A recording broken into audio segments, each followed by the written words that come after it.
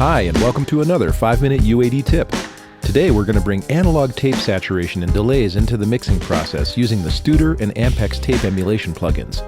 We'll look at a couple of applications, using the Studer A800 to glue a rhythm section together, and the Ampex ATR 102 for tape delay and again for final mixdown. The possibilities with these plugins are nearly endless, but it's really easy to get great sounds with just a little experimentation. The A800 is most effective when used across several tracks, producing a rich cumulative effect. Drums are particularly well suited to track through the Studer because the tape softens transients and adds a subtle bass boost that makes percussion instruments sound bigger. In this example, I'm using the A800 plugin on each of the individual drum tracks as if we were recording to a single machine. Starting with the default settings, you can see that the tape type is Ampex 456 at 15 IPS, or inches per second, and calibrated to +6 operating level. That's a really nice place to start, and simply inserting it across the drums sounds pretty great. Here are the raw drums. And here's the Studer with the default settings.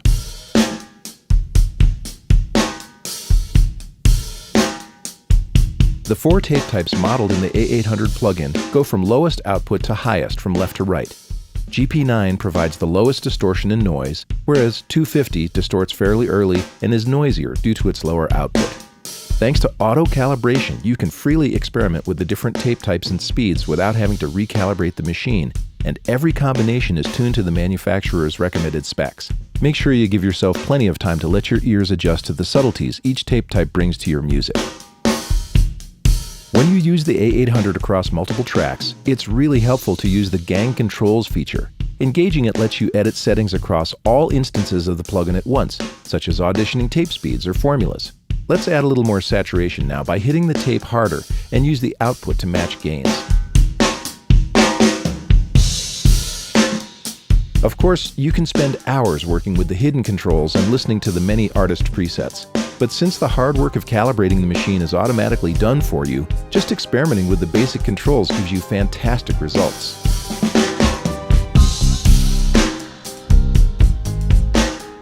Alright, let's move on to the bass. This 2-track part has a bass guitar doubled with a synth an octave below. Let's use the A800 on both tracks to saturate and thicken the basses. Some of the notes are really low, so we'll use the GP9 tape formulation, which offers the flattest frequency response and lowest distortion. We'll set the operating level to +9 and drive the front end conservatively since we want to keep the part nice and crisp while adding warmth and saturation. Here's a before,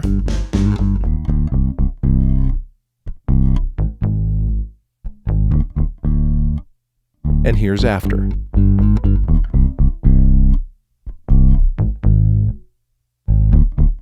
Notice how the saturation makes the parts more cohesive and brings out the lower octave of the synth bass.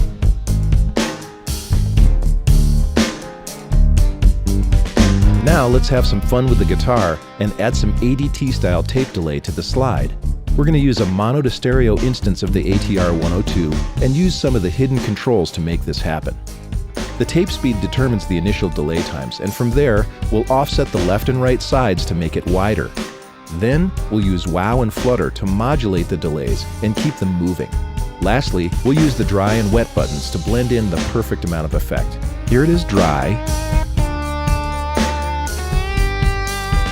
and here it is with the delays.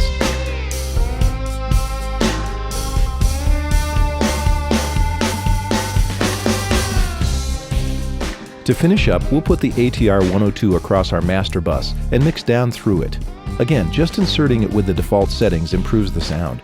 On this tune, 15 IPS is perfect because we want the head bump to enhance the lows and we want the saturation to gel the mix. Here's the raw mix. And here it is through the ATR 102.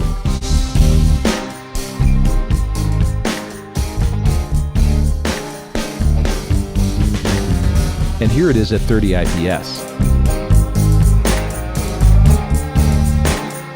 It's still nicely saturated, but much brighter, and there's not as much bass bump in the lower octave. And with some extreme settings, you can take your mixes to an entirely different place, like using the sun-baked cassette preset.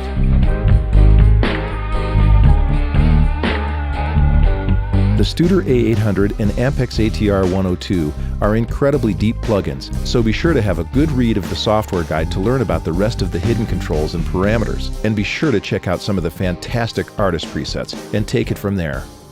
Whether you're tracking, mixing, or adding special effects to individual tracks, the A800 and ATR 102 give your music the incredible sound and vibe of analog tape.